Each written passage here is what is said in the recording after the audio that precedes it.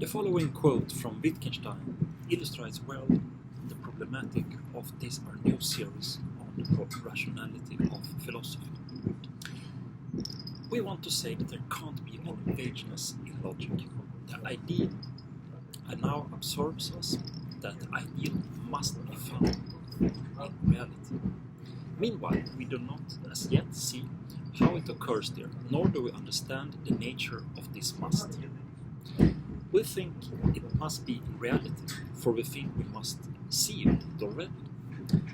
So how could we then verify an idea that constitutes both the subject and the verification criterion itself? Obviously, without breaking the logical structure of the requirements of this idea itself, it is possible to expose it to its own analysis and pose the following question. Is this very idea of the philosophy's rationality rational in accordance with its idea of rationality? Is it a result of self-production, or are we facing a new philosophical sunset? Due to the fact that philosophy as a dialogue is an attempt to communicate something, there is a requirement of correspondence, which we call understanding. Hereby, exclusivity is touched upon.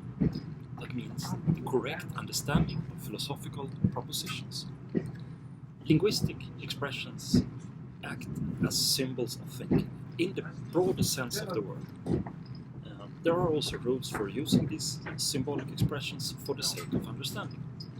But it does not, based on this, follow that thinking itself must be subject to regulative and regulating rules. If it's possible to characterize normativity in ethical terms as a must in how to behave in practical terms, then it can be characterized in terms of cognition as a must in how to make theoretical conclusions in order to conclude correctly. If during our previous series on the eternal idealism of philosophy, we were talking about ontologization of the ethical foundation. Then now we are talking about how logical basis can be ethicized.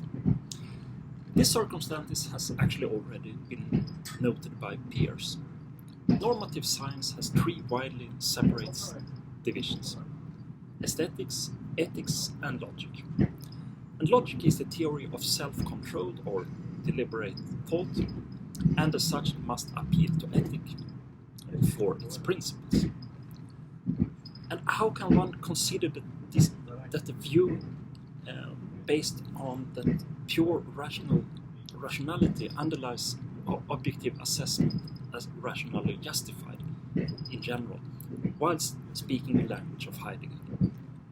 Because being in the world belongs essentially to Dasein. Its being towards the world is essentially its concern.